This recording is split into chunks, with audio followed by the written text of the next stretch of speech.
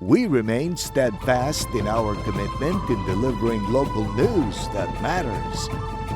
Stories that inspire.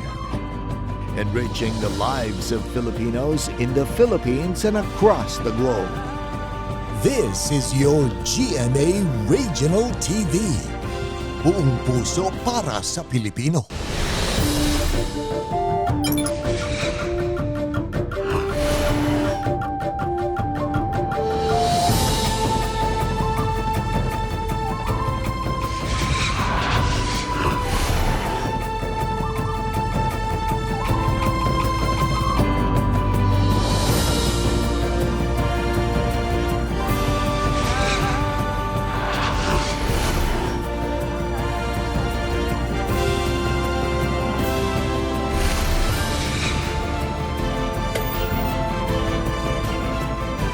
Ito ang GMA Regional TV, Balitang Southern Tagalog. Magandang hapon mga kapuso, narito na ang Balitang Southern Tagalog. Hatid namin ang mga pinakamalaki at pinakahuling balita sa Timog Katagalugan. Live mula rito sa GMA Batangas Station, ako po si Ace Medrano.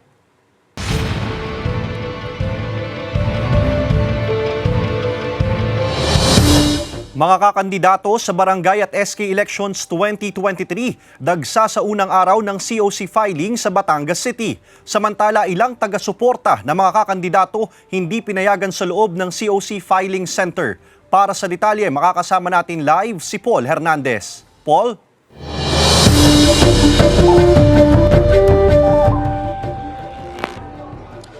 Mala, blockbuster pa rin yung pila dito sa loob ng Sinsayan Hall sa pagdagsanga ng mga kakandidato para sa Barangay and SK Elections 2023. Marami sa kanila naka-color coding pa yung suot. Hindi pa man bukas ang Batangas City Sports Coliseum, pero pila-pila na ang mga magfa-file ng Certificate of Candidacy o COC para sa Barangay at SK Elections 2023. Ang mga early bird na kakandidatong opisyal kasama ang taga-suporta para sa unang araw ng COC filing. Pagkatapos nitong araw nito, may mga iba pa kaming gagawin o may iba pa kaming pag-uusapan. So, ipinariority muna namin sa araw na ito. Naka-color coding pa ang suot na damit ng mga kakandidato sa barangay. Marami na first time nakakandidato, mapa-estudyante o PWD na gaya ni Raimundo na tatakbong kagawad. Tutulong ho ng konti kung papaladin. Basta kung papaladin, di sa kagagawa. Magpapatupad po kami ng mga plataforma na about sa schools, sa mga about sa mga health po, mga symposium po, ganun po. Ang mga taga-suporta hanggang labas lang dahil ayon sa COMELEC, tanging mga kakandidato lamang ang pwede pumasok sa COC Filing Center. Kung marami na bit-bit na ang filled out form, may ilan na sa loob ng COC filing venue pa itinatama ang mga personal na detalye. Nasa 3 hanggang 5 barangay raw sa lungsod ang minomonitor ng COMELEC Batangas City. Based on history, personalities, yun lang.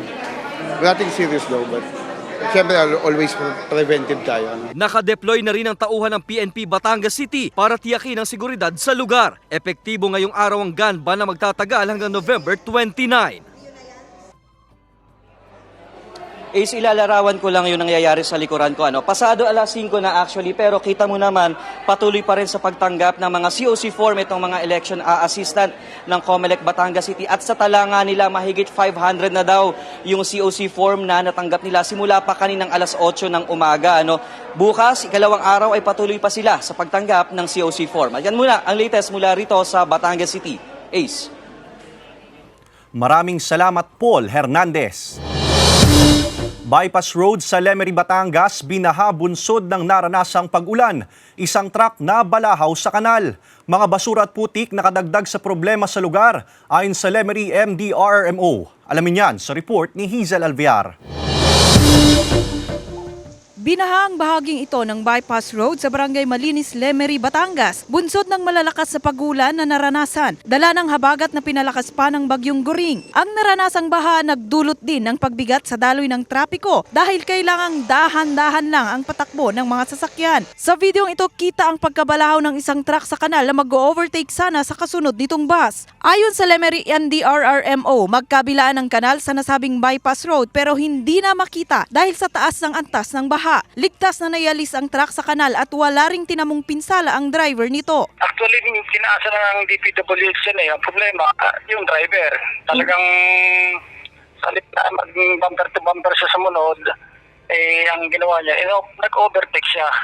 Flood-prone area daw sa lugar dahil mababa ito ayon sa MDRRMO. Pero nakadagdag daw sa problema sa baha ang mga basura at putik na bumabara sa mga kanal.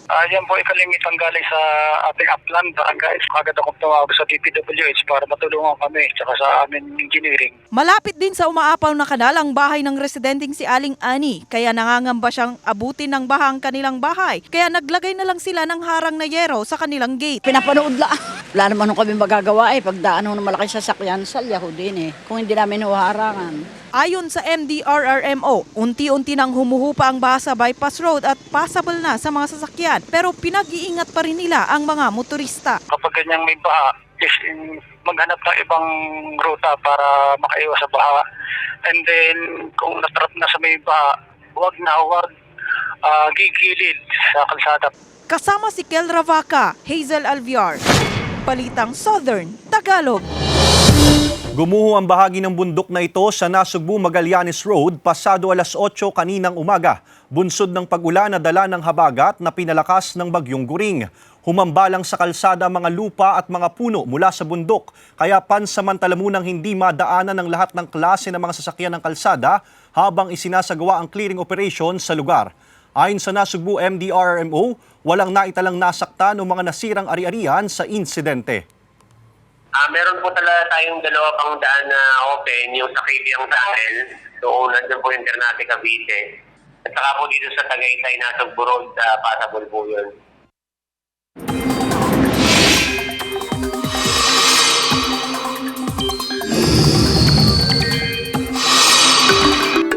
Hindi na lang bagyong Guring ang patuloy na minomonitor ngayon ng Pag-asa dahil may isa pang bagyong nagbabadyang pumasok sa Philippine Area of Responsibility sa mga susunod na araw. Alamin yan sa report.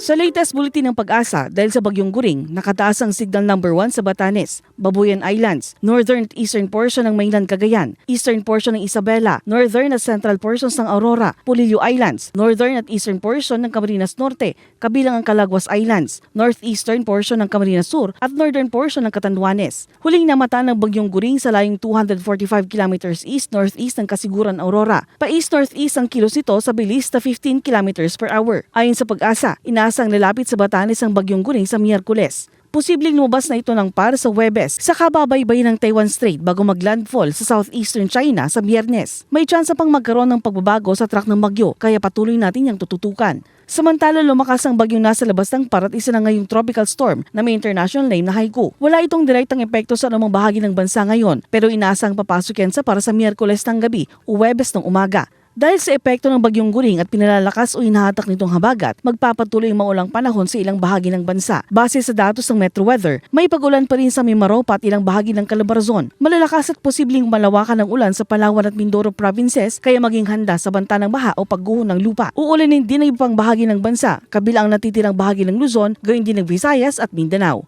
Marjorie Padua, Balitang Southern Tagalog. Ikawalong linggong sunod na taas presyo sa mga produktong petrolyo nakaambang ipatupad bukas August 29. Alamin yan sa report ni Andrew Bernardo. Panibagong taas presyo na naman ang sasalubong sa mga motorista ngayong linggo. Sa anunsyo ng Department of Energy, nasa 70 centavos ang dagdag presyo sa kada litro ng diesel. 80 centavos sa kerosene habang 30 centavos naman sa gasolina. Ito na ang ikawalong sunod na linggong taas presyo sa langis na ipapatupad bukas, August 29. Ayon sa Oil Management Bureau ng Department of Energy, epekto ito ng pagbaba ng imbak ng krudo o pagtaas ng demand ng langis sa Estados Unidos. Ganon din sa mga bansa sa Europa. Ang Europe din kasi isang malaking kontinente nga, di ba? So, ibig sabihin, kapag tumataas din yung demand nila, makaka-apekto. Tsaka alam naman po natin na napakaliit lang ng diferensya ng world supply at tsaka world demand. May mga ilang dahilan naman umano ang nakaka-apekto sa galaw sa international oil market, kaya hindi gaanong lumobo ang taas presyo sa langis di gaya noong mga nakaraang linggo. nahihilahan sila. Hindi naman nawawala yung mga lingering factors para bumaba siya. Nandyan pa rin. Kapag tumataas ang interest rates, ibig sabihin, bumababa din yung demand. So may chance of bumaba ang presyo. Magkagayunman, asahan pa rin daw ang pagbaba at pagtaas ng presyo ng langis lalo't may iba't ibang dahilan na maaaring makaapekto rito. Samantala, inanunsyo ng Land Transportation, Franchising and Regulatory Board o LTFRB na wala silang natatanggap na formal na petisyon ng hiling na taas pasahe. At kung mayroon namang makarating sa ahensya, bubusisiin daw nila ito para isaalang-alang din ang kapakanan ng mga commuter. Andrew Bernardo, Balitang Southern Tagalog.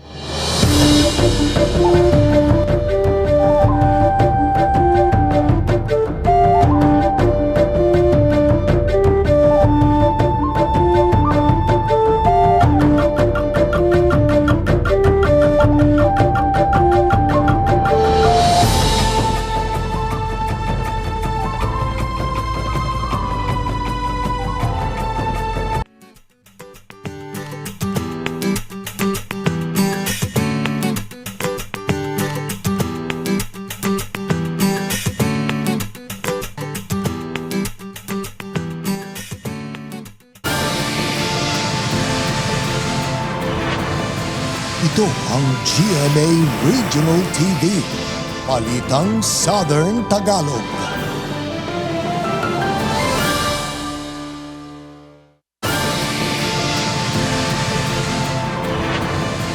Ito ang GMA Regional TV, Balitang Southern Tagalog. 39 anyos na babae patay ng pagbabarili ng mga hindi pa nakikilalang sospek sa Calapan City. Tutukan yan sa report ni Denise Abante.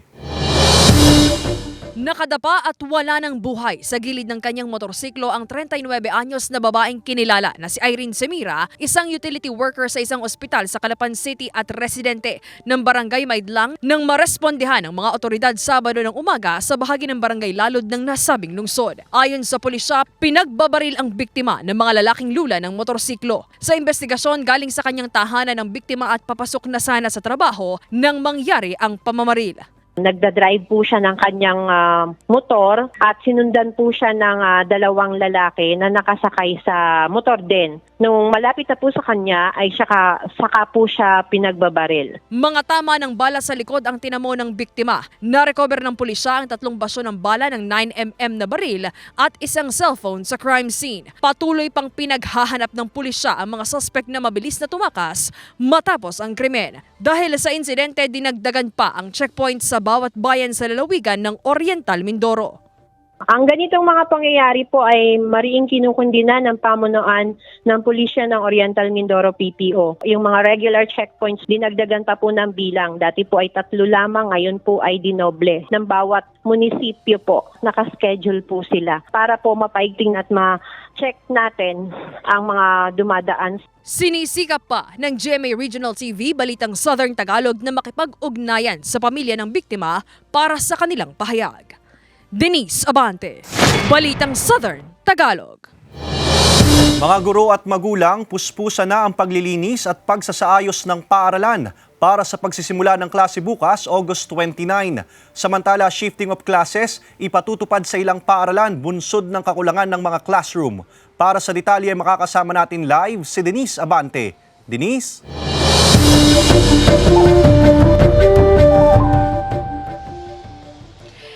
Isang araw bago ang opisyal na balik eskwela sa mga pampublikong paaralan, nag-overtime na raw kahit holiday ang ilang mga guro at magulang. Maayos lamang ang mga silid na gagamitin ng mga mag-aaral.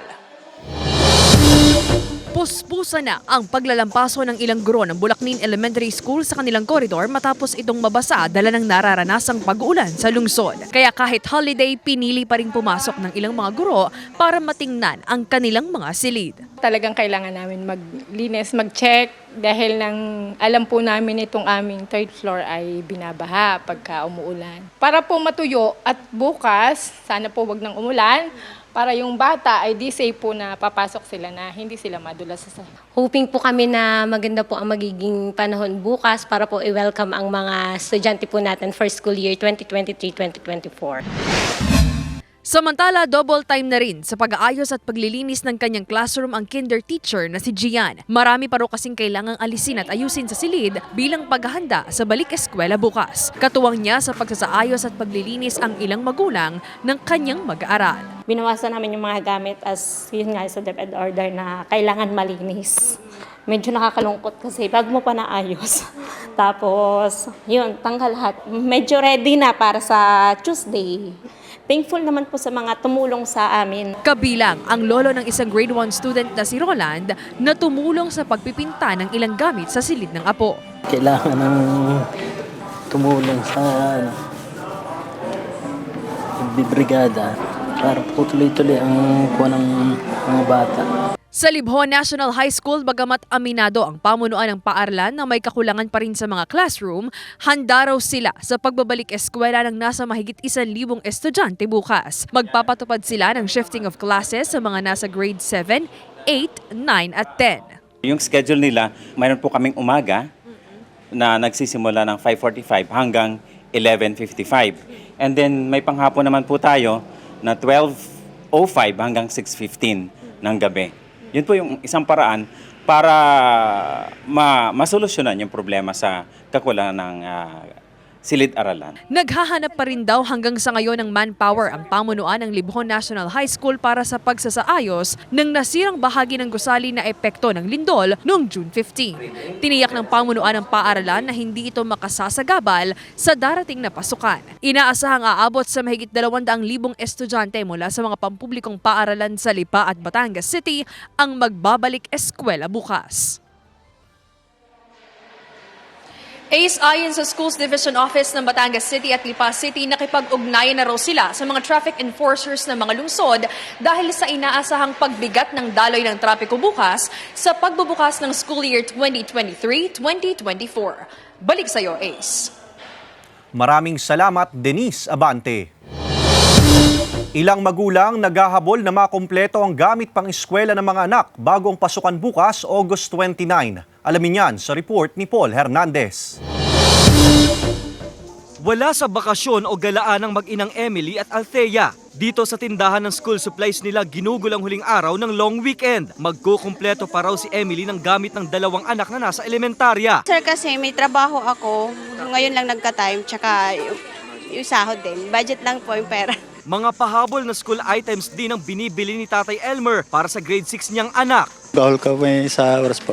Ngayon lang po may pagkakataon. Kabilang sina Emily at Elmer sa mga last-minute shoppers isang araw bago ang pasukan. Ayon sa mga tindera, sumusunod daw sila sa SRP na itinatakda ng DTI sa mga school supplies. One thing the consumer can be assured of is when DTI released the new SRP for school supplies, inaral naman yan. Samantala, sa pinakahuling datos ng Learner Information System Quick Count ng DepEd, pumalo na sa 22.3 million ang enrollees sa Pilipinas. Una pa rin sa may pinakamalaking bilang ang Calabarzon Region na umabot sa 3.4 million ang running total of enrollees. Sinunda ng Region 3 sa 2.5 million at pangatlo ang National Capital Region o NCR na may 2.4 million. Ayon sa DepEd, pwede pa rin magpa-enroll ng mga anak ang magulang na inabutan ng August 26 deadline.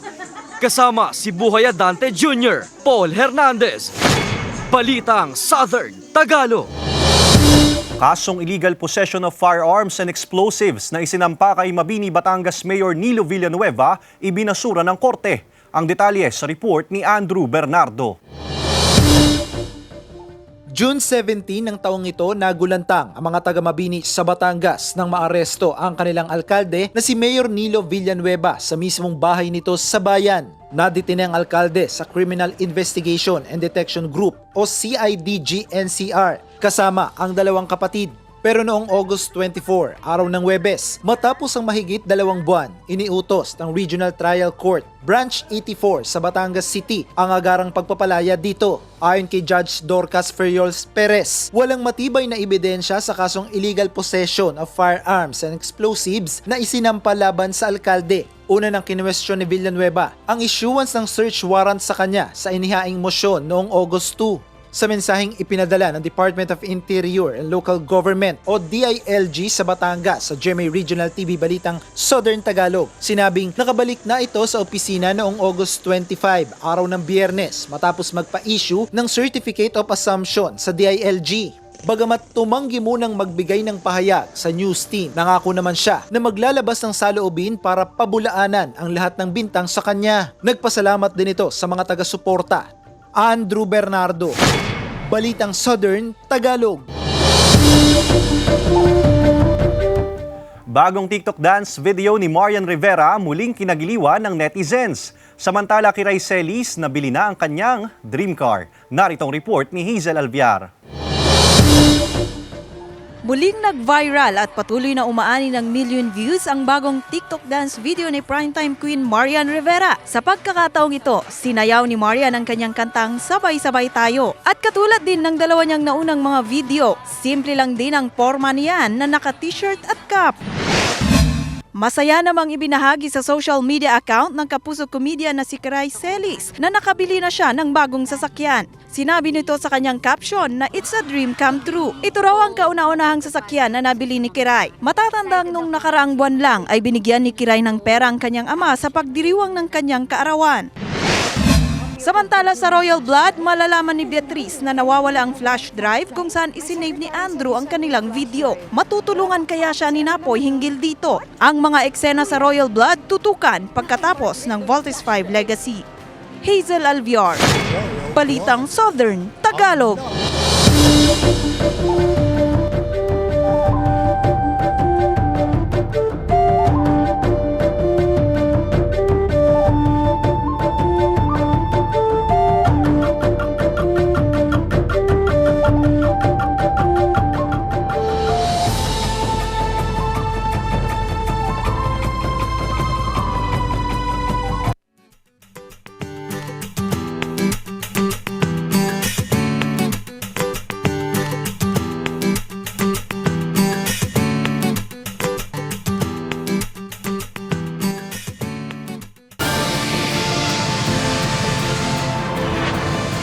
Ito ang GMA Regional TV, Balitang Southern Tagalog.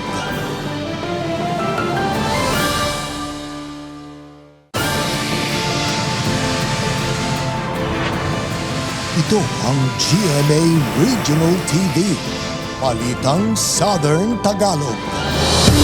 Kalakhang Batangas nakararanas ng pag-ulan bunsod ng hanging habagat. Pag-ulan asahan sa unang araw ng pagsisimula ng klase bukas, August 29, ayon sa Pag-asa. Ang detalye sa report ni Paul Hernandez.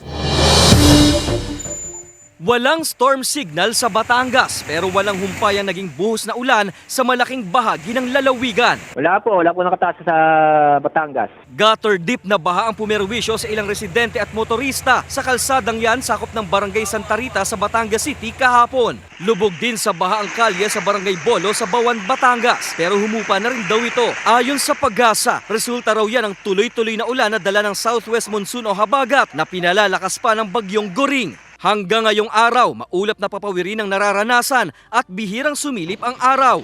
May mahina hanggang katamtamang lakas ng hangin. Magtatagal pa yan, within 5 days maulan at maulap na may mga kalat-kalat na pagulan dahil sa bagat. Asahan daw na bukas ay may pag-ulan pa rin sa pagbabalik eskwela ng mga estudyante. May kasama pa raw itong malakas na bugso ng hangin. Huwag kalimutang dala ng payong at makinig parati sa balita lalo po sa ating weather update dahil sa habagat na inaasahan po natin magdadala ito ng mga paminsan-minsan malakas na pag-ulan. Ayon sa Weather Bureau, sa Miyerkules o Huwebes pa inaasahang lalabas ng parang bagyo sa katutumbukin ng Taiwan. Kasama si Buhay at Dante Jr., Paul Hernandez, Balitang Southern Tagalog. 13 tripulante na rescue matapos lumubog ang sinasakyang fishing vessel sa dagat na sakop ng Calatagan, Batangas. Tutukan yan sa report ni Denise Abante. Nailigtas ng Philippine Coast Guard ang nasa 13 tripulante matapos lumubog ang sinasakyang fishing vessel sa karagatang sakop ng Barangay Bagong Silang, Calatagan, Batangas kahapon ng umaga sa kasagsagan ng malakas na ulan na dala ng hanging habagat na pinalakas ng Bagyong Guring. Ayon sa Coast Guard Station Batangas, galing sa Navotas Port ang bangka at patungo sana sa Palawan para mangisda nang mangyari ang insidente. However, sumama ang panahon dito sa bandang Occidental Mindoro and plano nila talaga mag-take shelter dito sa Lubang Island. Yun nga, pagdating sa Calatagan, inabot na doon. Ayon sa Coast Guard, pinasok ng tubig ang fishing vessel kaya tumagilid hanggang sa tuluyang lumubog. Sa video na ito na mula sa Coast Guard Station Batangas, makikita pa ang tuluyang paglubog ng bangka. Nasa pangangalaga ng Coast Guard Substation Calatagan ang mga nailigtas na tripulante. Naabisuhan na rin daw ang mga kaanak ng mga mangingisda maging ang may-ari ng fishing vessel. Samantala, binabantayan na ng otoridad ang lugar dahil sa posibilidad ng oil spill dahil kasama raw sa lumubog ang nasa 400 litro ng lube oil at 70,000 liters ng diesel oil. Inabisuhan na rin ang MDRRMO sakaling tumagas ang langis. Nakahanda naman tayo sa oil spill, pero unlike dun sa nangyari dito sa Isla Verde, at saka dito sa Mindoro, which is black oil. Ito naman po is categorized as light oil na mabilis ma-disperse or mag-dissipate once na umangat na dito sa dagat. Sinisikap pa ng GMA Regional TV Balitang Southern Tagalog na makipag-ugnayan sa mga tripulanteng naligtas mula sa lumubog na bangka para sa kanilang pahayag. Samantala, sa inilabas na Sea Travel Advisory ng Philippine Coast Guard kaninang alas 5 ng umaga, ipinagbabawal ang paglalayag ng mga sasakyang pandagat na may bigat na 250 gross tonnage pababa, alinsunod sa nakataas na gale warning sa seaboards ng Southern Luzon. Patuloy pa ring pinag-iingat ang publiko. Payo ng Coast Guard na palaging umantabay sa abiso ng pag-asa para sa lagay ng panahon. Kasama si Buhay Adante Jr., Denise Abante, Balitang Southern Tagalog.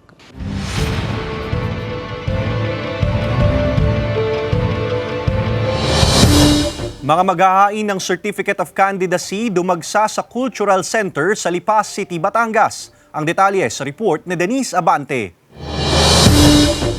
Masungit man ang lagay ng panahon kaninang umaga sa Lipa City, hindi nito natinag ang mga kakandidato sa Barangay at Sangguniang Kabataan Elections 2023 na maghain ng kanilang kandidatura sa Cultural Center of Lipa. Ayon sa Lipa City LGU at Commission on Elections Lipa City, alauna pa lamang daw ng madaling araw nang magsimulang dumating ang ilang mga kakandidato maging ang kanilang mga taga-suporta. As expected, unang araw ngayon, so madami talaga ang magfa-file, but we have coordinated with PNP and other government agencies at nagpatulong tayo sa kanila for crowd management. So maayos naman po yung ating proseso. Sa paghahain ng kandidatura, dumadaan sa proseso ang mga kakandidato, kabilang na ang pre-checking sa mga hawak na dokumento. Sunod ay ang pagpirma sa Integrity Pledge para sa isang malinis at maayos na eleksyon 2023. Dadaan din sila sa voters registration system hanggang sa maipasa ang kanilang COC form sa tanggapan. Ayon sa Comelec Lipa City, inaasahang nasa 5,000 mga kandidato mula sa 71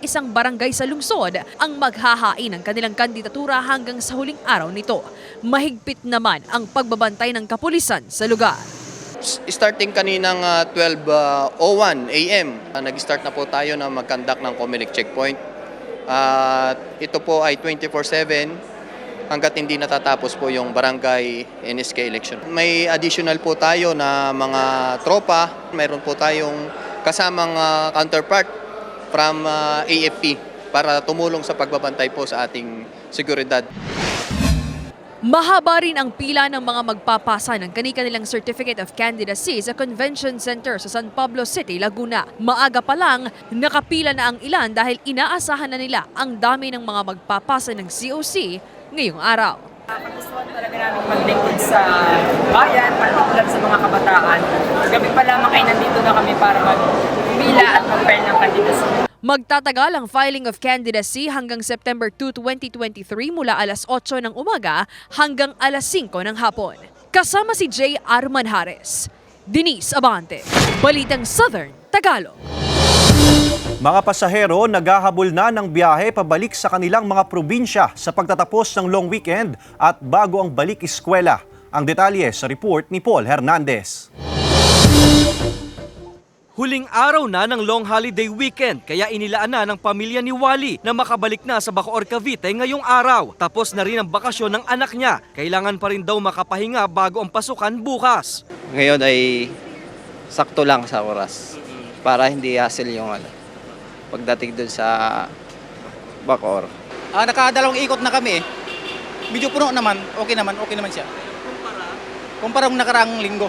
Ayaw na makipagsabayan ni Edward at Daniela sa inaasahang buhos ng mga pasahero sa hapon hanggang sa gabi. Kaya maaga na silang bumiyahe kaninang umaga pabalik sa Malabon. Umiwas lang kami sa Bagyo po. Kaya maaga kami umalis sa Batangas.